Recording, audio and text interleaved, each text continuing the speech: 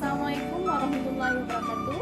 Perkenalkan, nama saya Mutmainah, calon guru penggerak angkatan 8 dari Kabupaten Aceh Utara, Provinsi Aceh. Dengan fasilitator Ibu Septiana Aisyah dan PT Bapak Andin Ismail. Berikut merupakan video dari aksi nyata modul 1.4 mengenai budaya positif, yaitu penyebaran pemahaman budaya positif di SMA Negeri 1 Gorong Pasir serta penerapan budaya positif yang saya terapkan di kelas 2. Berikut videonya, selamat menyaksikan dan terima kasih.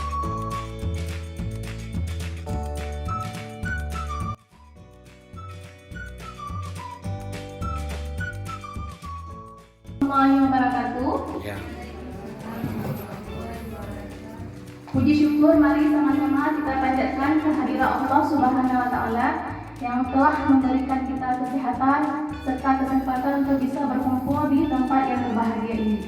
Kemudian salawat beriring salam, mari kita sanjung sajikan pangkuan Nabi besar Muhammad SAW yang telah membawa kita dari zaman kebodohan ke zaman yang penuh dengan ilmu pengetahuan seperti yang kita rasakan saat ini.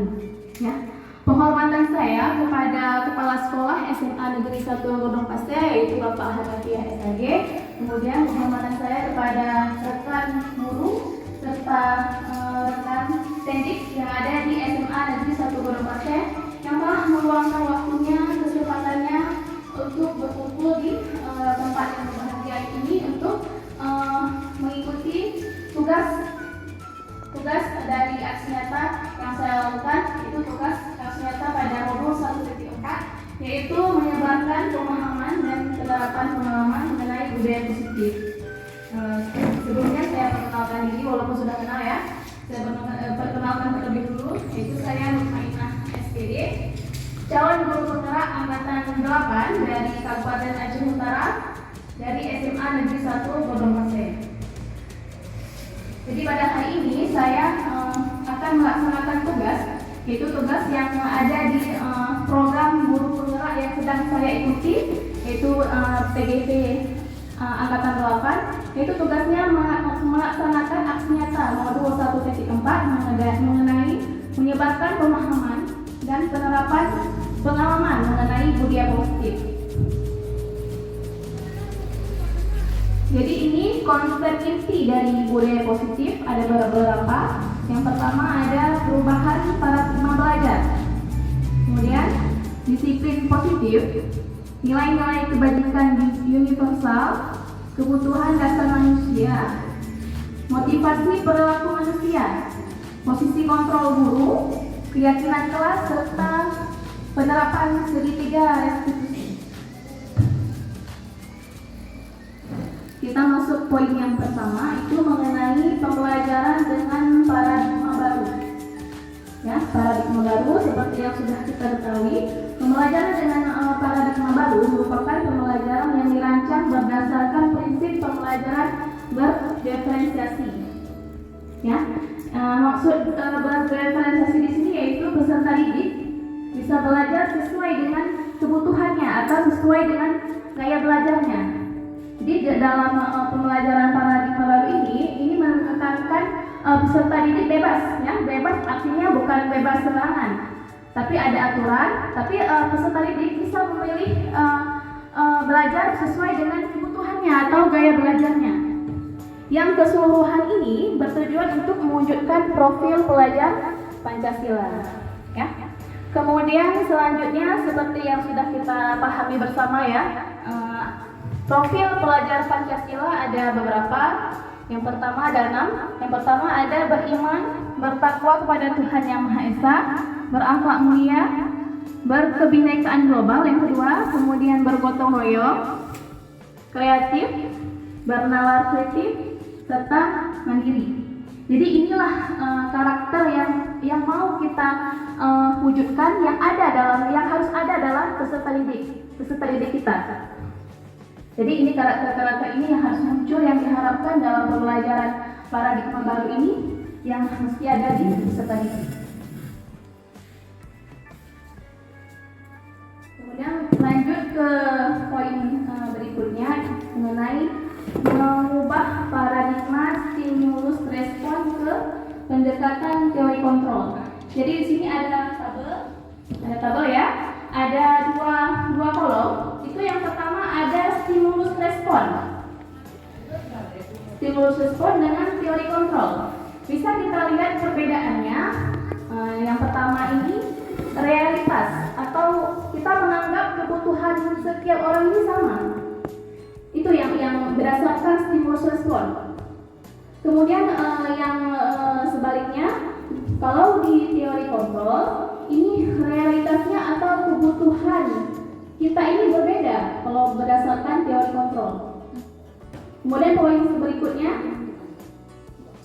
semua orang melihat hal yang sama. Ini kalau berdasarkan stimulus respon.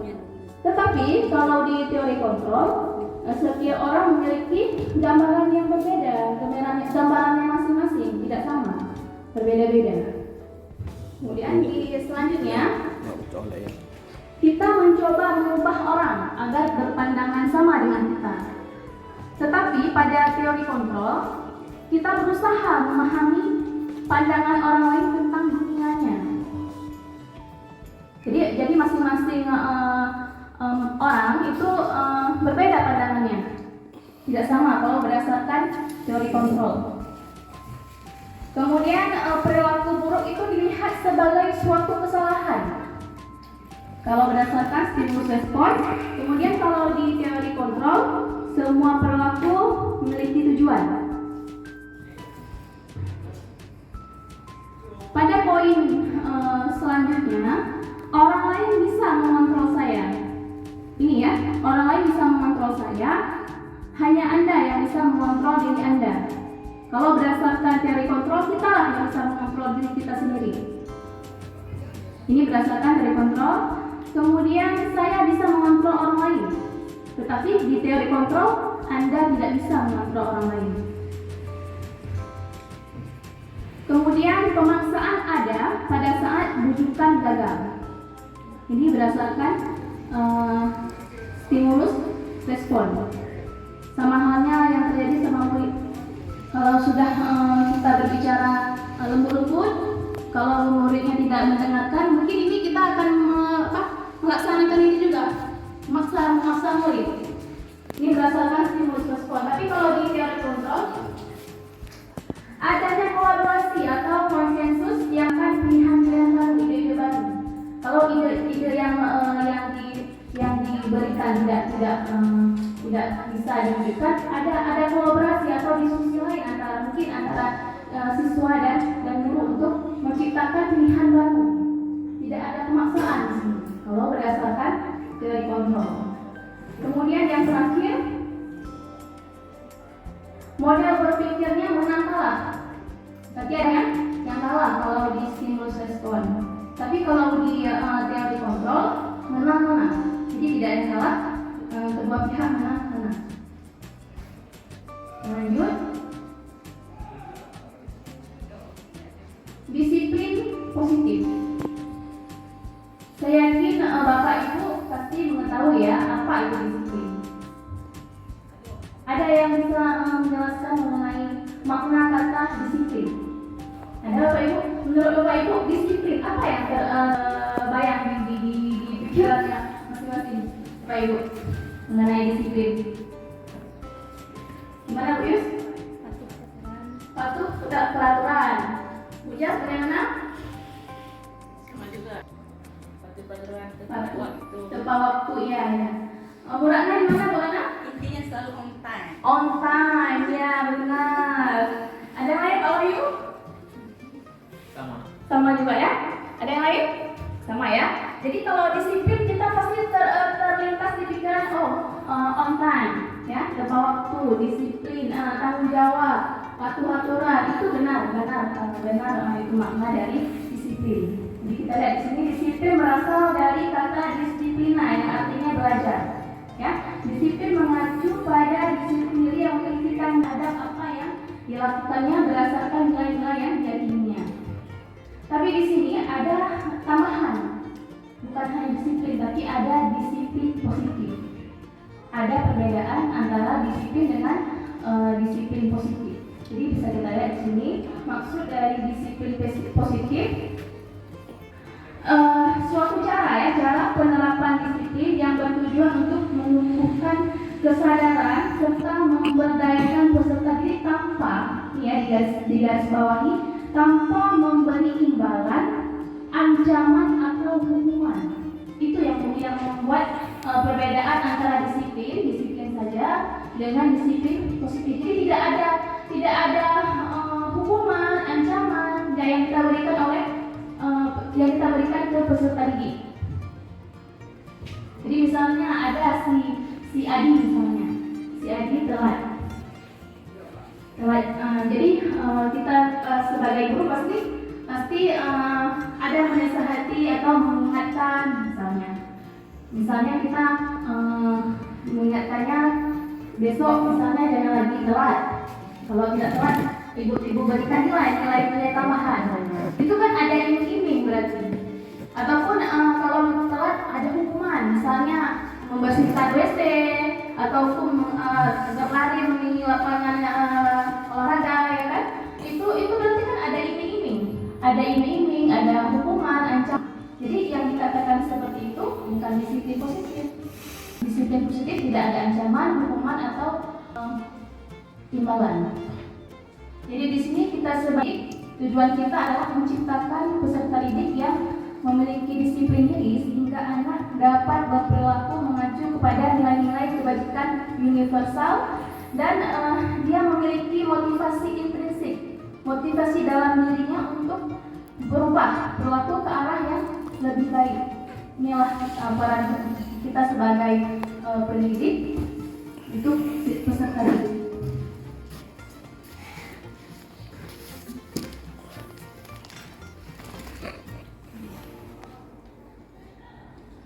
Selanjutnya masuk ke nilai-nilai kebajikan universal. Ya, kita jelaskan dulu ya. Kita ketahui bersama mengenai nilai-nilai kebajikan ini adalah nilai-nilai yang disepakati bersama, lepas dari suku bangsa, agama, bahasa maupun latar belakangnya. Jadi nilai-nilai inilah payung besar dari sikap dan perilaku kita sebagai fondasi kita untuk berperilaku. Ini yang dimaksud dengan nilai-nilai kebajikan universal. Di sini ada contoh ya, ada banyak lain nilai-nilai kebajikan ini, hanya contoh saja. Yang pertama ini profil pelajar Pancasila. Jadi dalam profil pelajar Pancasila ini sudah disepakati nilai-nilainya. Nilai-nilainya ada 6. Ada beriman, bertakwa kepada Tuhan Yang Maha Esa dan berakhlak mulia, kemudian mandiri, bernalar kritis, berkebinekaan global, bergotong royong serta kreatif. Kemudian ada IBO, Primary Years Program atau PIP yang berbahasa Inggris, maaf ya kalau salah pengucapannya. Ini ada nilai-nilainya, ada toleransi, rasa hormat, integritas, mandiri, menghargai, antusias, empati, keingintahuan, kreativitas, kerjasama, percaya diri, serta komitmen. Ini nilai-nilai kebajikan yang berdasarkan PIP ini. Kemudian yang terakhir ada keterampilan hidup. Jadi nilai-nilainya ini di keterampilan hidup ada dapat dipercaya, lurus hati, pendengar yang aktif, tidak merendahkan orang lain, memberikan yang terbaik dari diri. Ini nilai-nilai kebajikan universal. Kemudian masuk ke kebutuhan dasar manusia. Ya, manusia ini butuh kebutuhan ya. Kebutuhan dasarnya ini yang dimaksud apa? Kebutuhan dasar manusia adalah segala sesuatu yang kita lakukan untuk mendapatkan apa yang kita inginkan. Jadi seluruh tindakan manusia ini memiliki tujuan tertentu. Semua yang kita lakukan adalah usaha terbaik dari kita untuk mendapatkan apa yang kita inginkan atau kita butuhkan.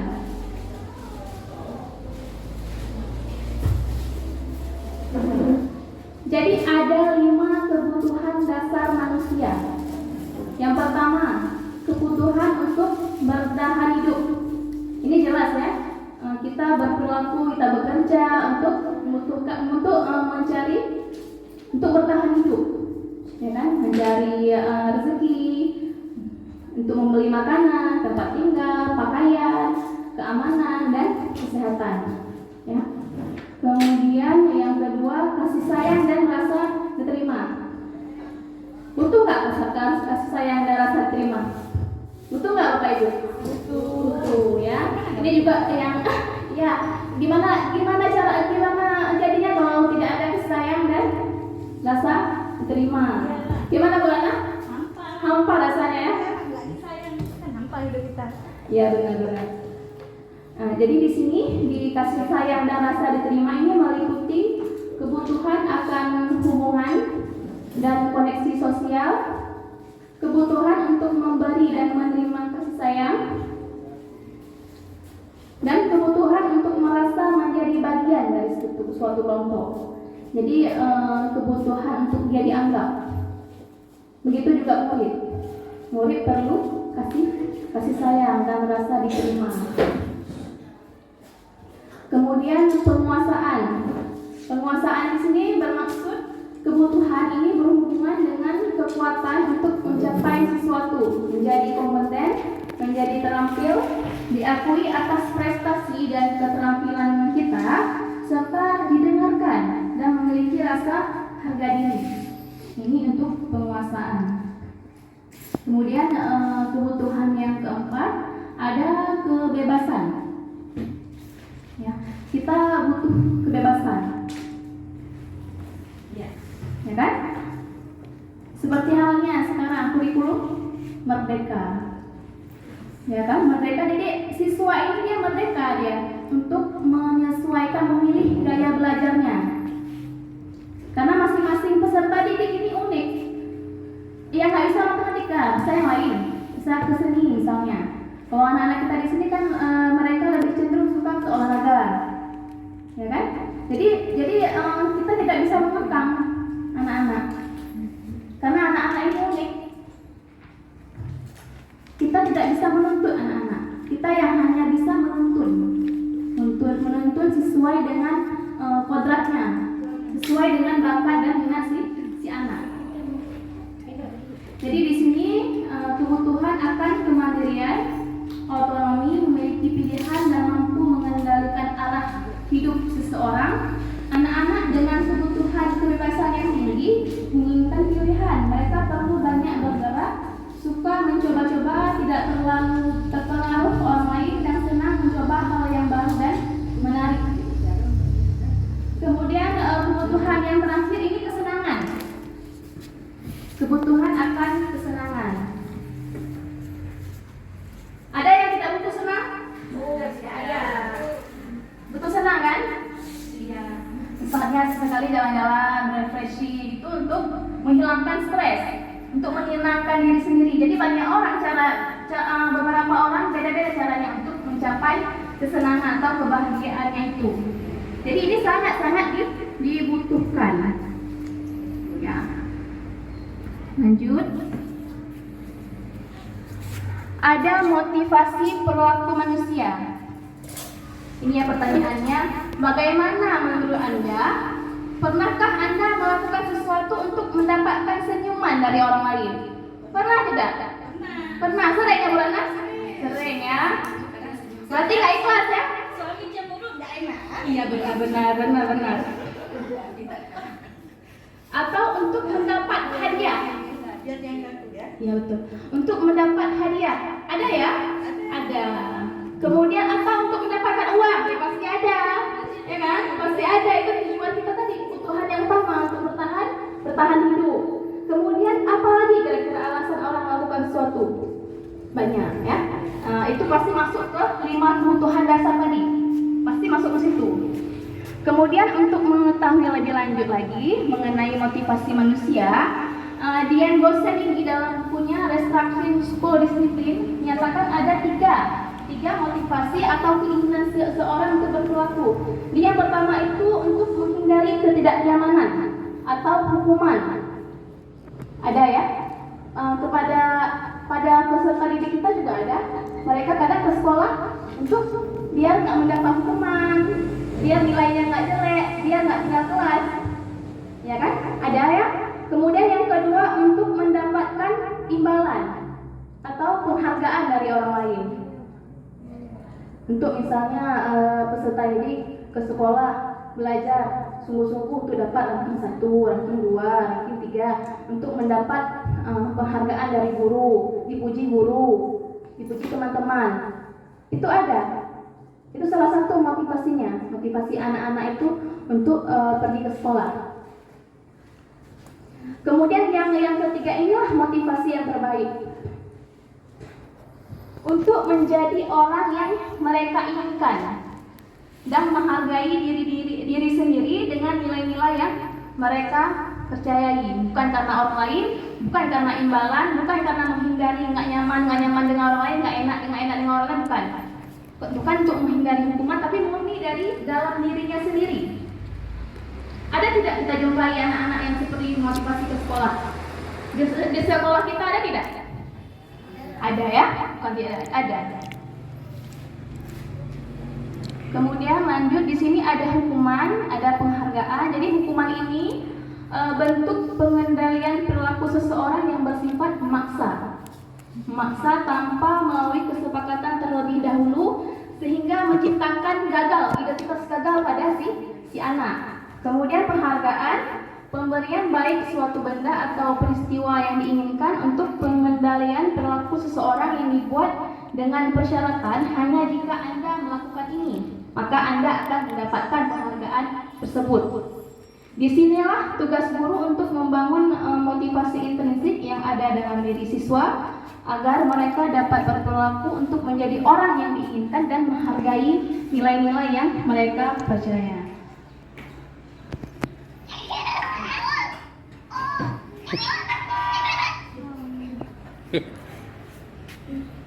Kemudian lanjut ke 5 posisi kontrol guru. Yang pertama yang pertama penghukum.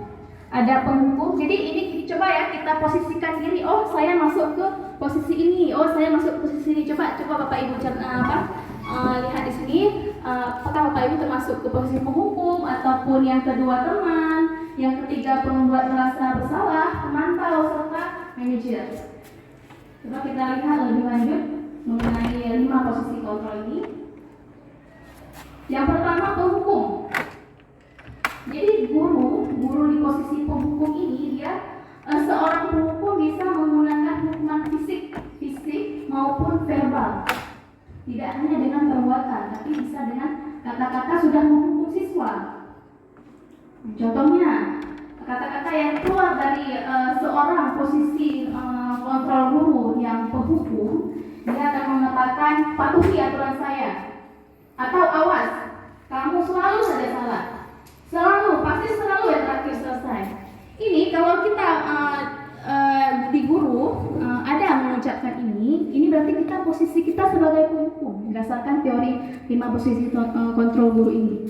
Nanti penghukum walaupun tidak ada hukuman fisik, misalnya nggak ada hukuman yang kita suruh anak-anak bersihkan toilet, tapi dari kata-kata ini kita sudah menghukum anak.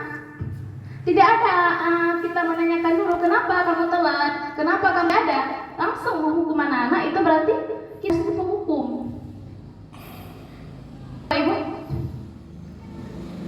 saya rasa nggak ada ya di sini yang menghukum ya. Baik-baik semua gurunya. Baik. Iya. Sesekali wajar lah mungkin siswanya yang memang nggak tahu bilang. Iya betul. Namanya juga manusia. Kemudian yang kedua, pembuat rasa bersalah. Ini mungkin sering, saya juga sering nih. Pembuat rasa bersalah. Pada posisi ini biasanya guru akan bersuara lebih lembut ya.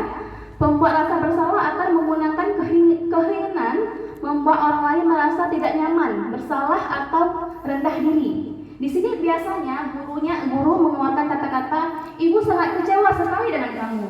Berapa kali ibu harus memberitahu kamu ya? Gimana coba kalau orang tua kamu tahu kamu berbuat begini?" Sering ya kita ya mengeluarkan kata-kata seperti ini kalau anak-anak berbuat salah. Ini berarti kan kita menciptakan identitas gagal pada anak, membuat si anak ini rasa bersalah, membuat si anak ini rendah diri dia. Tidak ada kita konsultasi terlebih dahulu mengapa si anak melakukan hal tersebut, melakukan hal yang menyimpang. Ini kita di posisi pembuat rasa bersalah ini lebih baik daripada posisi si penghukum. Kemudian di posisi teman ini juga ada ya. Apalagi kita di SMA mungkin posisi ini sering kita lakukan. Posisi teman bisa negatif, bisa positif. Positifnya di sini berupa hubungan baik yang terjalin antara guru dan murid. Karena tidak ada emosi di sini, kita menganggap siswa ini teman. Ini positifnya, tapi bukan berarti tidak ada yang negatif. Negatifnya ini hal yang lain yang mungkin timbul adalah murid yang bertindak untuk guru tertentu, guru itu saja, dan tidak untuk guru lainnya. Ini efek negatif dari kita memposisikan guru sebagai teman dengan siswa.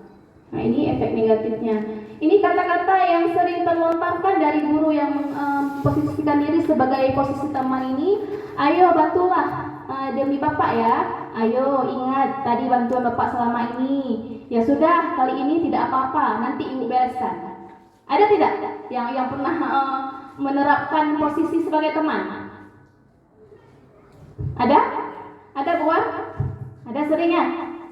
Inilah efek negatif dan efek positifnya. Bukan tidak ada positifnya, ada, tapi ada juga yang negatifnya. Kemudian yang keempat, pemantau. Pemantau ini lebih baik dari posisi teman. Jadi posisi pemantau ini berdasarkan pada peraturan dan konsekuensi. Dengan menggunakan sanksi atau konsekuensi kita dapat memisahkan hubungan pribadi kita dengan murid. Pemantau ini dia berdasarkan peraturan ya. Peraturan misalnya kata-katanya atau kalimat yang sering dilontarkan. Peraturannya apa? Apa yang telah kamu lakukan? Sanksi atau konsekuensinya apa? Ini yang sering dilontarkan oleh posisi guru sebagai pemantau.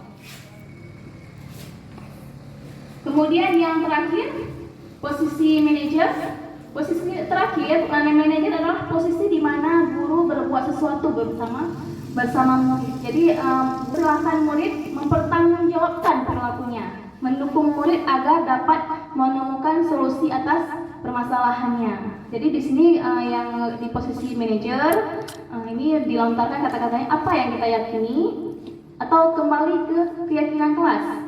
Apakah kamu meyakininya?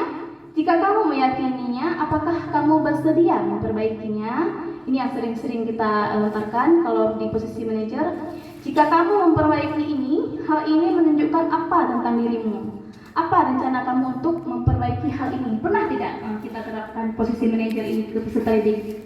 Ada tidak kita konsultasi, kita sepakati solusi atas tindakan buruk yang dilakukan oleh siswa? Ada Bapak Ibu? Ada ya? Jadi dari 5 posisi kontrol ini, menurut Bapak Ibu posisi mana yang baik kita terapkan? Yang paling baik? Manajer? Yang lain? Kalau Bu Ratna berdasarkan Bu Ratna posisi manajer.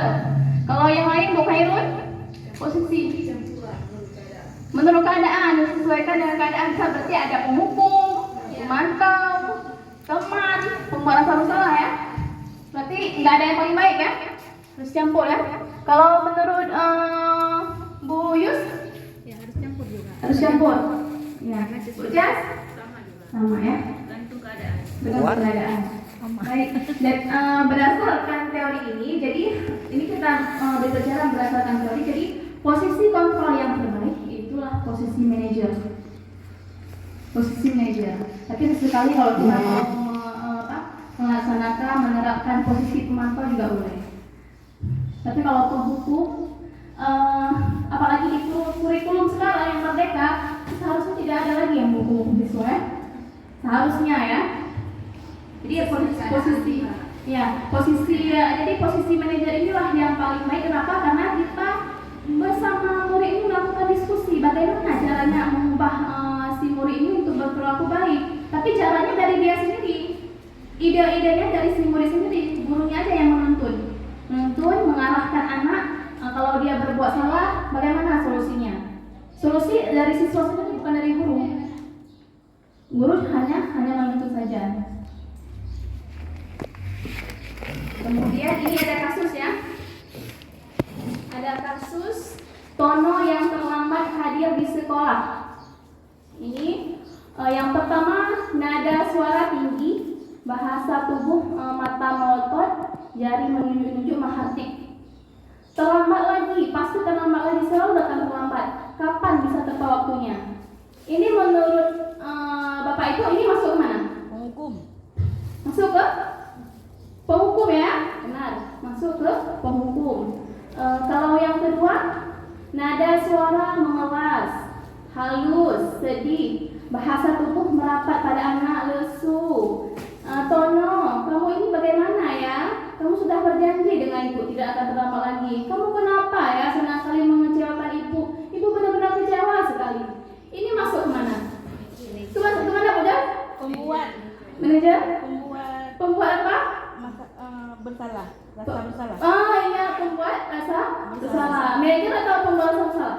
Pembuat rasa bersalah. Pembuat rasa bersalah. Jadi kita kata-kata yang kita keluarkan itu pokoknya menyalahkan siswa. Walaupun lembut ya, walaupun lembut, intonasinya halus, tapi itu membuat siswa itu bersalah, membuat siswa rendah diri. Kemudian yang ketiga, nada suara tulus, bahasa tubuh tidak kaku, mendekat ke murid. Kemudian interaksi guru dan siswanya itu, Tono, apakah kamu mengetahui jam berapa sekolah dimulai? Tahu Pak, jam 7. Ya, jadi kamu terlambat. Kira-kira bagaimana kamu akan memperbaiki masalah ini? Saya bisa menanyakan teman saya Pak untuk mengejar tugas saya yang tertinggal. Baik, itu bisa dilakukan. Apakah besok akan ada masalah untuk kamu agar bisa hadir tepat waktu ke sekolah? Tidak Pak, saya bisa hadir tepat waktu. Baik, saya hargai usahamu untuk memperbaiki diri. Ini masuk ke mana menurut Bapak Ibu? Masuk ke manajer. Kira-kira cocok tidak diterapkan? Cocok lah. Cocok ya, diterapkan ke siswa kita ya. Jadi ada tidak menyalahkan siswa terus. Sama-sama introspeksi diri. Iya benar. Jadi ini yang ketiga ini posisi manajer. Kemudian yang selanjutnya nada suara ramah, akrab dan bercanda, bahasa tubuh merapat pada murid, mata senyum dan mata dan senyum jenaka. Tono, ayolah, bagaimana sih kamu? Kemarin kan sudah janji ke Bapak, kan? Kamu terlambat. Kenapa terlambat lagi? Sambil tertawa ringan. Ada tertawanya ya? Ya sudah, tidak apa-apa. Duduk dulu sana. Nanti Pak Guru bantu. Kamu ini. Ini senyum, ada senyumnya. Ini posisi mana? Teman, jelas ya, teman ya. Kadang-kadang kalau kita memposisikan guru sebagai teman, sebenarnya anak-anak ini nggak menghargai kita. Karena dianggap, oh bapak ini teman, ibu ini teman. Sekali tidak dihargai, waktu berbicara pun nggak ada sopan santun, kurang sopan santunnya seperti sama teman. Inilah efek sampingnya kadang-kadang kita menerapkan posisi sebagai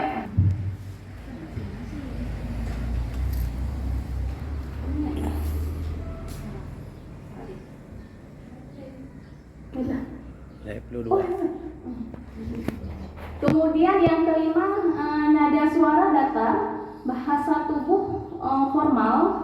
Guru, Abi, tahukah kamu jam berapa kita memulai pembelajaran? Tahu Pak, kamu terlambat 15 menit.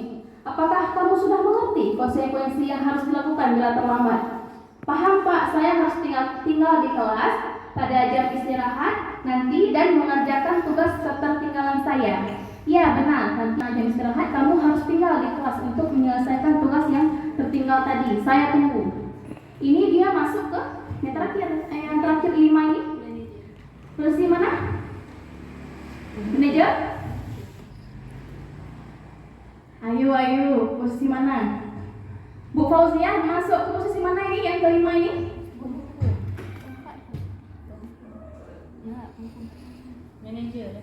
Manajer? Penghukum.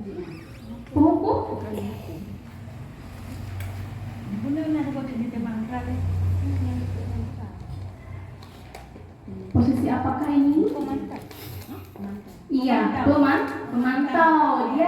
Dia menggunakan data. Misalnya kayak seperti si Tono ya, ini Adi ya.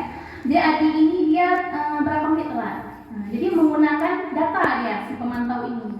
Karena dia sudah memantau, itu orang kerjaannya memantau si anak. Misalnya kalau dia terlambat 15 menit tahu nih. Guru ini tahu dia 15 menit. CCTV ya. Ya, seperti CCTV ya. Jadi dia ada pada pemantau ini ada memberikan konsekuensi. Ada seperti dia harus tinggal di kelas pada jam istirahat nanti. Ya. Kemudian kita masuk ke poin selanjutnya, ini mengenai keyakinan kelas. Keyakinan kelas coba Bapak Ibu perhatikan. Ada 2 tabel sini, ya. Ada 2 tabel. Kemudian mengapa keyakinan kelas, bukan peraturan kelas? Bisa Bapak Ibu ini perhatikan yang keyakinan kelas yang mana? Yang ungu atau yang tabel putih? Yang mana Pak Wahyu? Ungu atau putih? Ungu apa? Keyakinan kelas. Kalau putih? Peraturan kelas. Ada nggak bedanya? Beda, di mana bedanya? Di mana kira-kira? Kalau keyakinan kelas itu sifatnya pengakuan ya. Kalau keyakinan kelas pengakuan, ya. Peraturan kelas itu sifatnya kayak perintah. Iya, lebih ke perintah, benar ya. Kalau peraturan itu diawali biasanya dengan kata positif, negatif. Misalnya dilarang. Ini kan negatif. Jangan itu kan kata negatif juga. Jangan buang sampah sembarangan misalnya. Ini kan peraturan ini, bukan keyakinan. Tapi di keyakinan kelas dia ada nilai-nilai kebajikannya di sini. Ditonjolkan nilai-nilai kebajikannya. Misalnya hormat. Hormat ini kan nilai kebajikan. Kami meyakini bahwa sangat penting untuk menghormati semua orang dan barang milik orang lain. Kemudian bekerja. Kami meyakini bahwa sangat penting untuk mengerjakan pekerjaan atau mengikutlah ditugaskan. Kemudian yang terakhir diterima dan dimiliki. Ini salah satu contoh keyakinan kelas. Jadi keyakinan kelas ini kalau saya di program CGP ini setiap pertemuan di ruang kolaborasi ini ada membuat keyakinan atau kesepakatan kelas terlebih dahulu. Jadi kesepakatan dasar ini antara 2 pihak. Kalau kita guru dan siswa, jangan hanya dari guru, tapi kita buat keyakinan kelas ini dari siswa dan guru. Nanti Bapak Ibu bisa terapkan. Kalau yang wali kelas bisa menerapkan di kelasnya. Jadi kita buat dulu kesepakatan atau keyakinan kelas bersama siswa. Nanti bisa dicoba. Kemudian ini cara-caranya. Keyakinan kelas yaitu nilai-nilai kebajikan universal yang sudah disepakati bersama atas kesepakatan kelas yang dibuat berdasarkan nilai-nilai kebajikan. Nilai-nilai kebajikan tadi. Ini tahapannya yang pertama. Mempersilahkan warga sekolah atau murid-murid di sekolah untuk bercurah pendapat tentang peraturan yang perlu disepakati. Nah, ini langkah pertama untuk kalau nanti mungkin ya ini ibu-ibu wali kelas ya. Wali kelas bisa nanti membuat keyakinan kelas nanti ditempel di kelasnya. Itu cara yang pertama ini. Tahapan yang pertama kita sepakati dulu bersama siswa peraturan apa yang mau kita buat di kelas ini misalnya. Kemudian yang kedua kita sudah mengeluarkan pendapat nih siswa kemudian mencatat semua masukan dari murid atau warga sekolah di papan tulis. Sudah. Kemudian susunlah keyakinan kelas sesuai prosedur dalam bentuk kalimat positif. Misalnya jangan membuang sampah sembarangan. Ini kan kalimat negatif. Ini bisa kita ubah berdasarkan nilai-nilai kebajikan. Kemudian tinjau kembali daftar curah pendapat yang sudah dicatat. Tinjau ulang keyakinan sekolah kelas secara bersama-sama. Setelah keyakinan sekolah selesai dibuat mengetahui keyakinan kelas, maka semua warga kelas dipersilahkan meninjau ulang dan menyetujuinya dengan menandatangani keyakinan sekolah tersebut. Kemudian yang terakhir, keyakinan kelas atau sekolah selanjutnya bisa dilekatkan pada dinding kelas di tempat yang mudah dilihat semua warga kelas. Tahap akhirnya ditempel di dinding kelas. Jadi kalau anak-anak yang melanggar peraturan ya, melanggar keyakinan kelas, bisa kita hubungkan dengan keyakinan kelas yang sudah dibentuk, yang sudah disepakati bersama. Toh dia sudah setuju dengan kesepakatan kelas tersebut. Kemudian poin selanjutnya yaitu segitiga restitusi. Jadi segitiga restitusi ini yang namanya segitiga ada 3 ya. Yang pertama menstabilkan identitas, yang kedua valid tindakan yang salah, kemudian yang ketiga yang terakhir menanyakan keyakinan.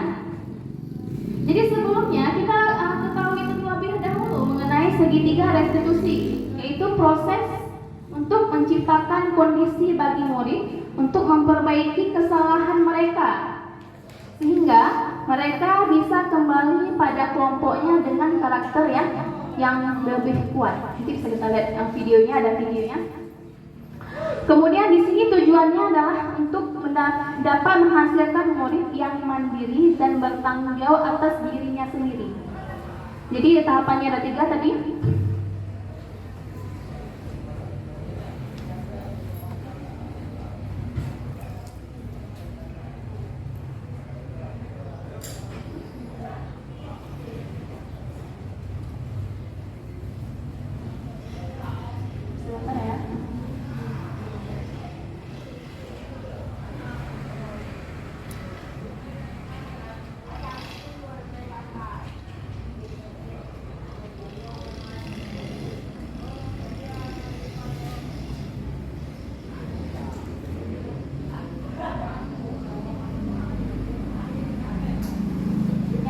Tahap yang pertama ada menstabilkan identitas ya, nih. Menstabilkan identitas ini kita memegang prinsip bahwa kesalahan adalah bagian dari proses pembelajaran. Ya. Jadi di sini di menstabilkan identitas kita melihat kesalahan ini hal yang wajar. Semua orang pasti melakukan kesalahan. Jangankan siswa, kita pun sering melakukan kesalahan. Jadi di sini kita stabilkan identitas siswa dengan cara beberapa caranya itu, misalnya kita mengatakan pada siswa berbuat salah itu tidak apa-apa, tidak ada manusia yang sempurna. Saya juga pernah melakukan kesalahan seperti itu. Kemudian kalimatnya bisa dengan kita bisa menyelesaikan ini. Bapak Ibu tidak tertarik mencari siapa yang salah, tapi Bapak Ibu mencari solusi dari permasalahan ini. Kamu berhak merasa begitu. Apakah kamu sedang menjadi teman yang baik bagi dirimu sendiri? Kemudian tahap yang kedua, validasi tindakan yang salah. Jadi setiap tindakan yang dilakukan itu ada tujuannya, ya. Seperti tadi, kita melakukan sesuatu hal berperilaku pasti ada tujuannya. Seperti itulah anak-anak juga. Anak-anak pasti apakah dia berbuat baik, berbuat melanggar, itu pasti ada tujuannya untuk memenuhi kebutuhan. Jadi kita di sini pahami kebutuhan dasar apa yang mendasari sebuah tindakan tersebut. Kita akan bisa menemukan cara-cara paling efektif untuk memenuhi kebutuhan tersebut. Misalnya, padahal ini di validasi tindakan yang salah ini kita bisa melontarkan kata-kata kepada si siswa. Padahal kamu bisa melakukan yang lebih buruk dari ini ya. Kamu pasti mempunyai alasan mengapa melakukan hal itu. Ya, ini bisa kita terapkan kepada anak-anak kita.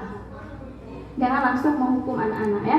Kemudian kamu patut bangga pada dirimu sendiri karena kamu telah melindungi sesuatu yang penting buatmu. Kamu boleh mempertahankan sikap itu, tapi kamu harus menambahkan sikap yang baru. Kemudian tahap yang ketiga, ini menanyakan keyakinan. Teori kontrol menyatakan bahwa kita pada dasarnya termotivasi secara internal. Ketika identitas sukses telah tercapai pada langkah 1 dan langkah 2, tua, maka anak siap untuk dihubungkan dengan nilai-nilai yang mereka percaya dan berpindah menjadi orang yang diinginkan. Nilai-nilai di sini nilai yang mana? Nilai keyakinan kelas yang sudah dibentuk tadi. Jadi kalau misalnya kita belum membentuk nilai keyakinan kelas, belum bisa kita terapkan segitiga restitusi pada tahap yang ketiga. Cuma hanya pada tahap 1 dan 2. Makanya penting sangat untuk menerapkan keyakinan kelas di kelas. Terutama dulu kepada wali kelas dulu. Ini kata-kata yang bisa kita keluarkan, yang bisa kita berikan pada siswa. Apa yang kita percaya sebagai kelas atau keluarga? Apa nilai-nilai umum yang kita telah sepakati? Apa bayangan kita tentang kelas yang ideal? Kamu mau jadi orang yang seperti apa? Ini tahap yang ketiga. Ini bisa kita lihat contohnya ya, yang sudah saya terapkan. Contoh penerapan segitiga restitusi yang sudah saya terapkan kepada anak murid. Inilah videonya. Waalaikumsalam. Silakan dulu Ahmad. Ahmad, tadi ibu mendapat laporan dari kamu sering terlambat di sekolah ya? Iya, betul. Menurut yang kamu ingat, sudah berapa kali kamu terlambat? Sudah 7 kali. Terlambat itu suatu kesalahan kan? Ya. Baik Ahmad, berbuat salah itu wajar dan manusiawi. Semua orang juga pernah berbuat salah. Tapi yang terpenting, kita harus belajar dari kesalahan tersebut, lalu berusaha untuk memperbaikinya. Bagaimana Ahmad? Setuju? Kita cari solusi sama-sama ya Ahmad. Ahmad sering terlambat pasti ada alasannya kan? Mengapa Ahmad sering terlambat? Karena saya sering tidur larut malam dan juga malam saya sering tidur. Oh begitu ya Ahmad. Kamu tahu tidak keyakinan kelas yang sudah kita sepakati bersama?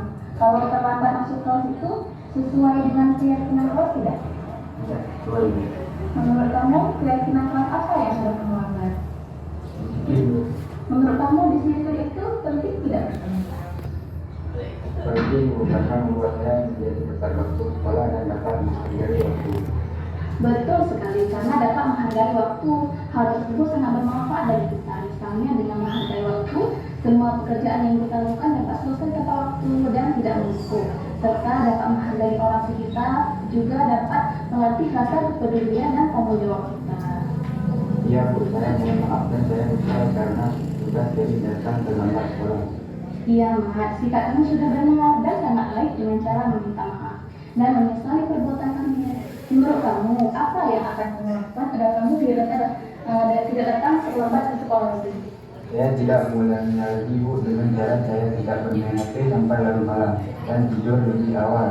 Dan juga saya akan meminta dan saya akan juga meminta alarm di HP saya agar saya bisa cepat bangun dan tidak terlambat ke sekolah lagi. Baik Ahmad, kamu sudah menemukan cara agar kamu tidak datang terlambat lagi, dan ibu juga akan bekerja sama dengan orang tua kamu agar kamu tidak datang terlambat ke sekolah lagi.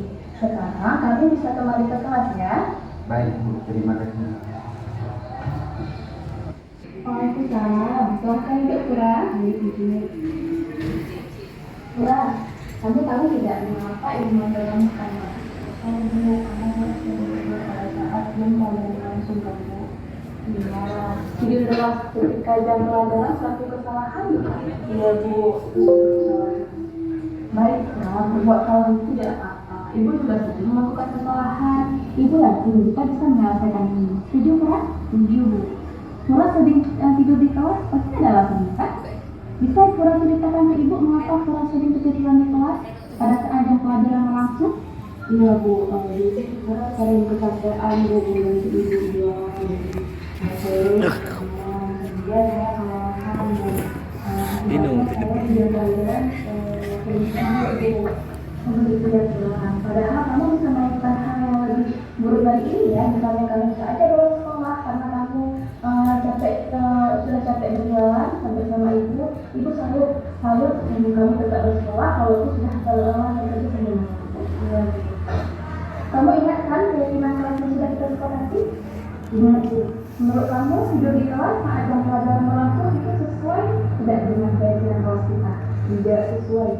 Menurut kamu keyakinan kelas apa yang sudah kamu langgar? Menurut saya tidak saling menghargai dan menghormati. Jadi saya harus saling menghargai dan menghormati Iya betul Pura. Menurut kamu saling menghargai dan hormat itu penting tidak dilakukan? Sangat penting Bu. Nah sekarang kalau kamu tidur di kelas, apa efek membuat kamu? Saya bisa ketinggalan materi pelajaran karena saya tidak menyimak dan ikut aktif dalam mengikuti pelajaran dan sambil langsung. Benar sekali Pak. Jika kamu tidur di kelas, itu artinya kamu tidak menghargai teman dan guru serta dapat merugikan diri kamu sendiri karena materi pelajaran yang diberikan guru tidak kamu ikuti dengan ya Bu, saya minta maaf dan tidak akan mengulanginya lagi. Baik, sikap kamu sudah baik dengan meminta maaf dan berkeinginan tidak mengulanginya lagi. Menurut kamu juga, bagaimana caranya akan melakukan agar kamu tidak tidur di kelas lagi pada saat jam pelajaran berlangsung? Bagaimana ya Bu? Mungkin saya bisa minta tolong kepada abang saya supaya menjanjikan posisi saya pada saat bekerja sehingga saya tidak begadang dan tidak kecapean sehingga saya tidak tidur dalam kelas gitu. Baik Pura, bagus kami sudah menemukan solusinya agar kamu tidak tidur di kelas lagi. Dan juga ibu akan bekerjasama dengan orang tua kamu agar kamu bisa tidur lebih cepat ya. Nah, sekarang bagaimana solusi saya akan mencoba untuk mengejar pelajaran yang tertinggal karena kamu tidur di kelas? Saya akan mengaji kembali guru pelajaran yang dalam pelajarannya saya tertinggal, mungkin saya bisa minta kembali apa saja yang harus saya lakukan sehingga saya tidak ketinggalan pelajaran.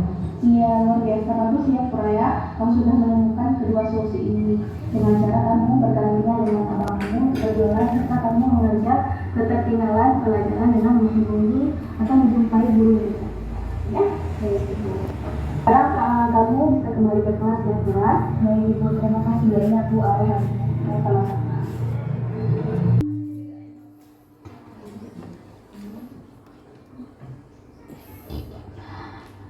Baiklah Bapak Ibu, itulah dua video yang sudah saya terapkan menggunakan penerapan segitiga restitusi pada dua siswa kita ya, Ahmad dan Syafra tadi. Kemudian ini mungkin sudah selesai saya mencoba sedikit sharing apa yang saya ketahui. Mungkin dari Bapak Ibu ada yang mau bertanya atau berpendapat, dipersilahkan. Waalaikumsalam warahmatullahi wabarakatuh. Terima kasih. Saya ingin menanyakan, adakah efek samping jika guru sering memberikan penghargaan kepada anak-anak atau pada siswa?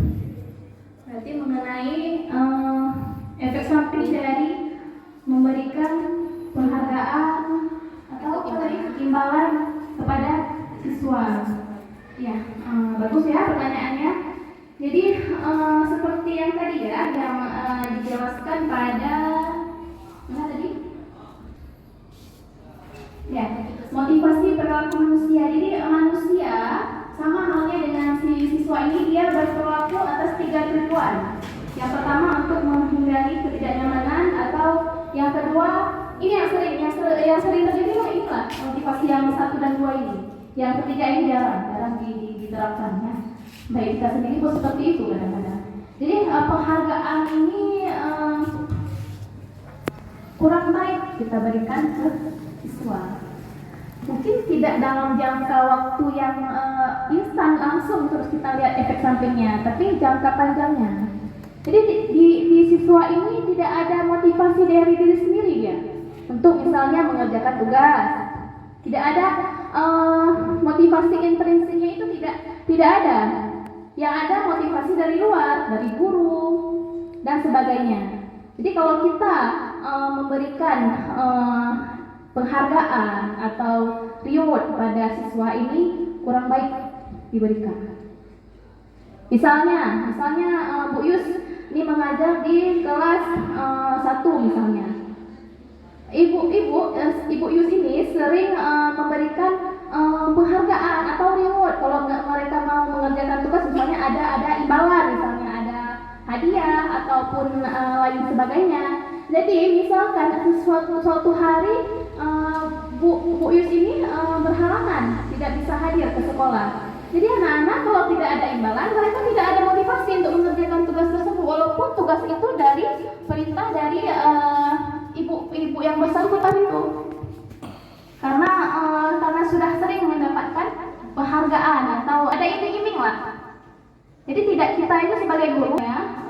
bersama itu juga mungkin ada juga memberikan penghargaan, tapi setelah saya pelajari, oh berarti penghargaan atau reward yang kita berikan ini tidak baik dalam jangka panjang pada siswa. Jadi anak-anak manja. Oh kalau tidak ada ini, kalau tidak ada itu, nggak mau lah mengerjakan. Oh kalau nggak ada ibu ini, nggak mau lah. Harus ibu itu ada yang masuk ke situ baru mau. Itulah efek samping dari pemberian penghargaan, reward, ataupun sebagainya. Itu yang bisa saya berikan jawaban yang saya ketahui seperti itu. Mungkin ada yang lain yang mau menambahkan, boleh? Kalau misalnya untuk kehadiran Seperti apa? boleh nggak kita? Ini kalau alfanya tidak banyak, Iya. kita kasih hadiah misalnya. Iya. Seperti itu boleh. Itu juga Kehadiran. hadiah berarti kan itu reward juga, penghargaan juga. Jadi di sini kan kita mencoba bagaimana bisa si siswa ini dia bekerja sesuai dengan nilai-nilai yang poin ketiga ini. Nah, yang poin ketiga ini memang sulit untuk diberikan. Tapi saya mikirnya juga sebelum saya mengetahui mengenai budaya positif ini, saya mikir bahwa penghargaan atau imbalan ini baik diberikan pada siswa. Ternyata tidak berefek samping pada jangka panjangnya. Itu saja ya, Bu. Ya, sama-sama. Si, udah. Mungkin ada pertanyaan lain atau sudah jelas atau gimana? Ada? Alhamdulillah. Baiklah, sekian yang bisa saya sebarkan pemahaman, itulah yang saya pahami. Saya mencoba sharing kepada teman-teman guru dan tendik, ya. Jadi lebih dan kurang saya mohon maaf. Sebelumnya ada kesimpulannya ya. Kesimpulannya ini, dalam penerapan program disiplin positif, hendaknya guru memiliki standar kepribadian profesional, sosial yang baik, di mana guru mampu merefleksikan dirinya sebagai among atau manajer yang dapat menuntun murid agar dapat berkarakter seperti profil pelajar Pancasila. Ya, terima kasih saya ucapkan kepada kepala sekolah, rekan guru dan tendik yang sudah mau meluangkan waktunya untuk ikut dalam kegiatan aksi nyata modul 1.4 mengenai penyebaran pemahaman mengenai budaya positif. Lebih dan kurang saya mohon maaf. Sekian dan terima kasih. Salam bahagia, salam guru penggerak, tergerak, bergerak dan menggerakkan. Wassalamualaikum warahmatullahi wabarakatuh.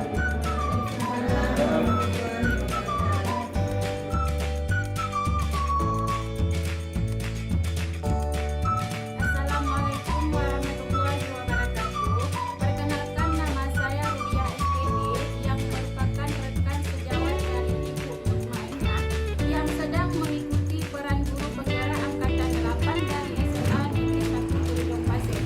Menurut saya, penyebaran pemahaman mengenai budaya positif yang telah dipaparkan oleh Ibu Mutmainah sangat baik dan bermanfaat, sehingga saya dan rekan guru yang ada di SMA Negeri Ujung Pasir bisa mengetahui dan akan menerapkan budaya positif tersebut.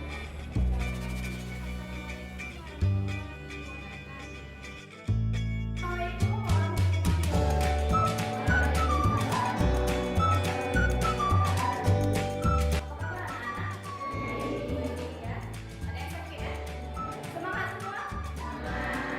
Jadi pada hari ini kita akan membuat suatu kegiatan kelas.